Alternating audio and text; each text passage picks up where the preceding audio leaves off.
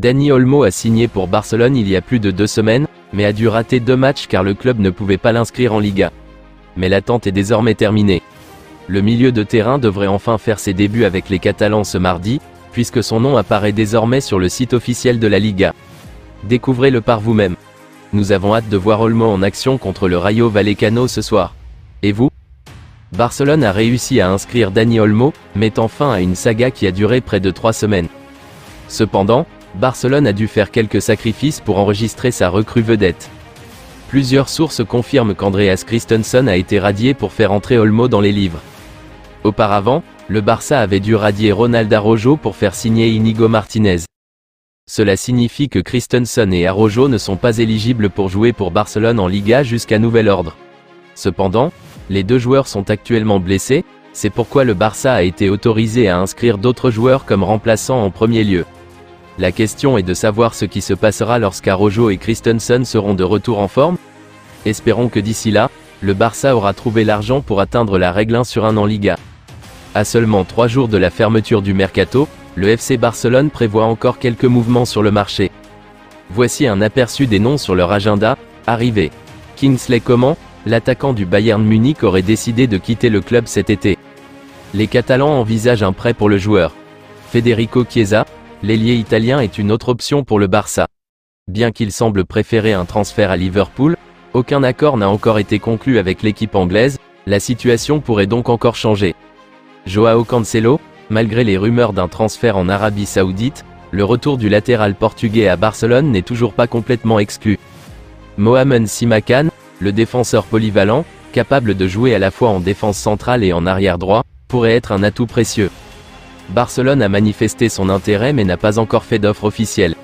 Jonathan Tah, semblable à Simakan, Tah est sur le radar de Barcelone, bien que cette option semble moins probable, selon les rapports. Départ. Eric Garcia, le manager de Gérone, Michel, voudrait le voir revenir au club. Si Garcia part, cela pourrait libérer de la place pour un nouveau défenseur central.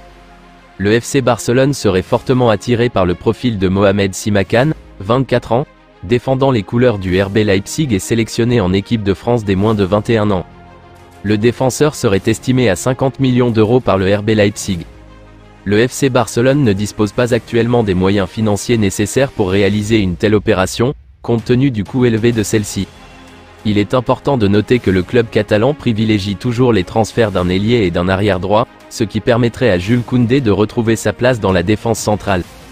Toutefois, il est également intéressant de mentionner que Simakan serait un choix intéressant en raison de sa jeunesse et de sa capacité à évoluer à plusieurs postes. La saison dernière, le Français était incontestablement titulaire au RB Leipzig, avec 42 matchs disputés sur 42 possibles, au cours desquels il a marqué 3 buts et délivré 4 passes décisives. Et cette saison, il a déjà été titularisé lors des 2 premiers matchs. Il a évolué au poste de défenseur central en coupe contre Essen et a évolué au poste d'arrière droit lors de ses débuts en Bundesliga contre Bochum. En juillet, Hansi Flick avait 8 défenseurs centraux à sa disposition à Barcelone. À la fin du mois d'août, il n'en reste plus que 3.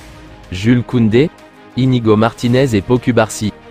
Certains, comme Mikayil Faye et Clément Langlais, ont été transférés, tandis que 3 autres, Ronald Araujo, Eric Garcia et Andreas Christensen, sont actuellement blessés. Les Catalans envisagent maintenant de renforcer leur rang avec un nouveau joueur, les défenseurs de Bundesliga Mohamed Simakan et Jonathan Tah étant apparemment sur leur radar. Cependant, le Barça ne peut recruter un défenseur central que s'il remplit 2 conditions, l'un de Íñigo Martínez ou Eric Garcia doit partir. Le Barça doit revenir à la règle 1/1, ce qui pourrait être rendu possible par un important accord de sponsoring avec Nike qui est en préparation. La grande question maintenant est de savoir s'ils pourront tout boucler avant la clôture du mercato vendredi. La nouvelle saison vient de commencer, mais la liste des blessés de Barcelone comprend déjà 6 noms, dont 3 sont des défenseurs. Dans les mois à venir, les Catalans devront se passer de Ronald Araujo, Andreas Christensen et Eric Garcia. Naturellement, Hansi Flick s'est tourné vers la Masia pour trouver des renforts. Voici donc à quoi ressemble la profondeur de l'effectif défensif du Barça en ce moment. Cette profondeur d'effectif est-elle suffisante pour que les Blaugrana continuent de gagner?